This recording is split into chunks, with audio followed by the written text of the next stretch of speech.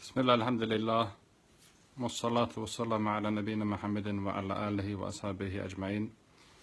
Inshallah, we're going to begin in a couple of minutes. We'll give a few minutes for students to arrive and then we'll begin inshallah.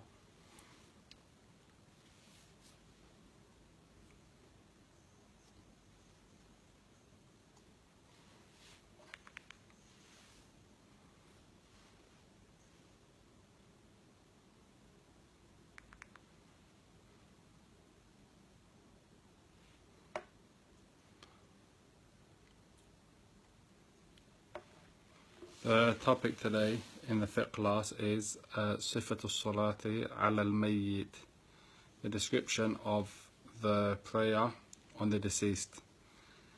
And in the hadith course, we covered a hadith where the Messenger of Allah we just covered a few hadith on the topic of death and the deceased. One of the hadith that we looked at was the hadith of Anas radiallahu anhu, where he said that the Messenger of Allah said, يَتْبَعُ الْمَيِّتَ ثَلَاثَةً أَهْلُهُ وَمَالُهُ وَعَمَلُهُ فَيَرْجُ إِثْنَانِ وَيَبْقَى وَاحِدٌ يَرْجُ أَهْلَهُ وَمَالُهُ وَيَبْقَى عَمَلُهُ مُتَّفَقٌ عَلَيْهِ. In this hadith, the Messenger of Allah said that three things follow a dead person, meaning in the funeral procession, when a person passes away, usually his family are there with him and they're following his funeral janazah, and also his wealth, meaning his inheritors, are there with him, and his actions are with him. So everybody, all these, they go to the grave. Once he's placed in his grave, then two things leave him, which is his wealth, his inheritors, they leave, and his family, extended family and friends, they leave. And the only thing that remains with him in his grave is his actions. So this hadith, it highlights the importance of a person doing good deeds, because that's the only thing that's going to benefit a person in the afterlife.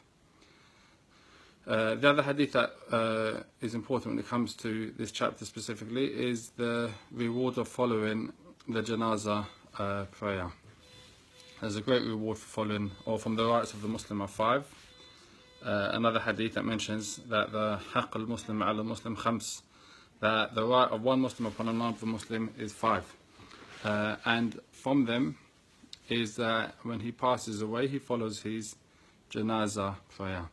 And from this hadith, the scholars, they deduce that the hukum of following the salat al-janazah, or the salat al-mayyit, or the prayer on the deceased, that the ruling of it is that it's fard kifaya.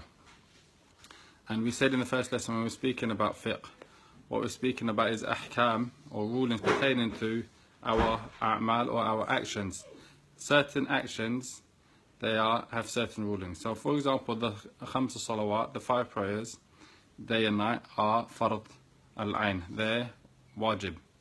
So when it comes to furud, or obligations, you have 2 types. One is fard al-ain and the other one is fard al-kifaya.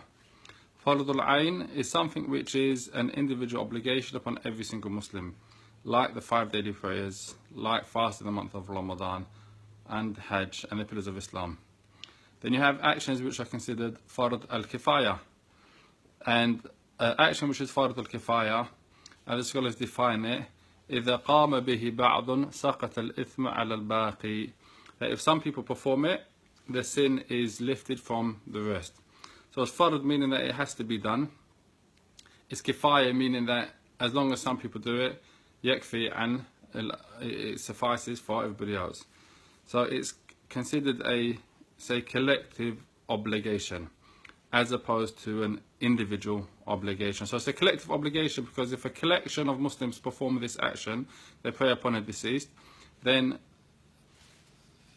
nobody else has to perform this action. Whereas if nobody does it, then every single Muslim is considered sinful.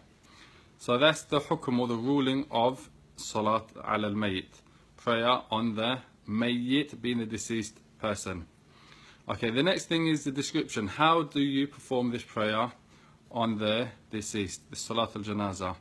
The salat al-janazah, it differs from the obligatory salat in that it is all done all standing up. So you make the intention, yanwi, which means you have the niyyah, number one. First and foremost is you have the intention. Second, you kabbir. You say takbir, which is Allahu Akbar. And then after you say takbir, you recite Surah Al-Fatiha. Recite Surah Al-Fatiha. Then after you've recited Surah Al-Fatiha and a short surah if you have time, if you want, or just Surah Al-Fatiha, then you kabbir, you say the takbir again. Then after saying the takbir, so this is the second one, you send salawat on the Prophet Muhammad sallallahu alayhi wa sallam. Allahumma salli ala Muhammadin wa ala ali Muhammad kama sallaita ala Ibrahim wa ala ali Ibrahim. You do the salah on the Prophet Muhammad sallallahu alayhi wa sallam. Then you make takbir again. So now this is the third takbir. And after this takbir, you make dua or supplication for the deceased. And we're going to look at the supplication which you can do, the long one, but there's also a number of adiyah or supplications that you can make on the deceased, and you can find them in Husnul Muslim, which is the fortress of the Muslim, translated in English with the transliteration as well. So you make dua for the deceased. So yad'u lil mayyit. After that, you kabbir, you make takbir again, and you give taslim to your right side, saying assalamu alaikum wa rahmatullah. The whole salah is done standing. The deceased is usually in front of you, and depending on whether it's a man, male or female, depends on where they are in relation to the imam. So that is the description of the prayer on the deceased, and it's 4 takbirs. The first one, then Surah Al-Fatiha. Second one, then sending salutations on the Prophet Muhammad, Allahumma salli ala Muhammadin. Then the third one is, after the third takbir, is making dua for the deceased. Then the fourth takbir, a small amount of silence, and then a taslim saying assalamu alaikum wa rahmatullah on your right hand side.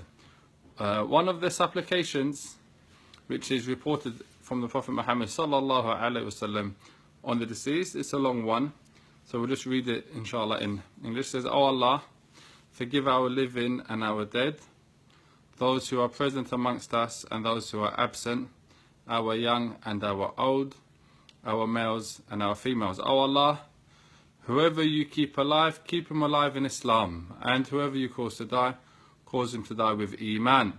O Allah, forgive him and have mercy on him, keep him safe and sound, and forgive him.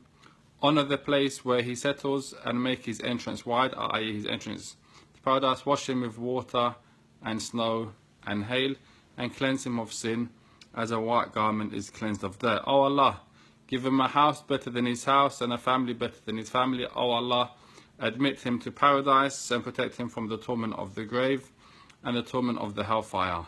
Make his grave spacious, and fill it with light. O Allah, do not deprive us of the reward, and do not cause us to go astray after this." So that's one of the long du'as that you can make or learn, so that when you pray Salat al-Janazah, you make that du'a on the deceased.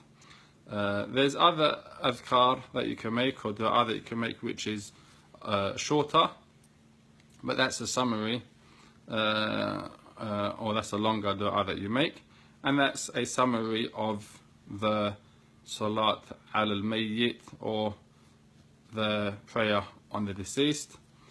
Wallahu ta'ala a'lam, wa sallallahu ala nabiyyina Muhammadin wa ala alihi wa ashabihi ajma'in.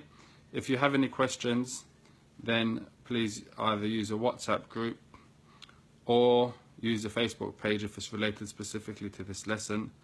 Inshallah, a PDF with translation of the main points will be made available if it's not already available.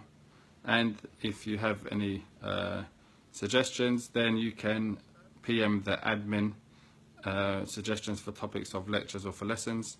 You can PM the admin. I'd like to invite all of you, inshallah, to a conference which is coming up on the 30th and 31st of December and 1st of January 2017, the last weekend of this year. It's going to be on the virtues of knowledge. There's going to be teachers, or my teachers from the Islamic University of Medina are going to be coming down, professors and mashaykh and ulama. They're going to be here delivering a number of beneficial talks on different topics throughout the day. That's Saturday, starting Dhuhr time, going all the way to Isha, and Sunday, Dhuhr time, all the way to Isha in Brixton Mosque. And if you need further details of the conference, then inshallah they will be posted on this Facebook page. So that's going to be something on that weekend. If you're free, then come down. If you're unable to make it, then you can always tune in, because it's going to be live streamed inshallah. Look out for further details. Assalamu alaikum wa rahmatullahi wa barakatuhu.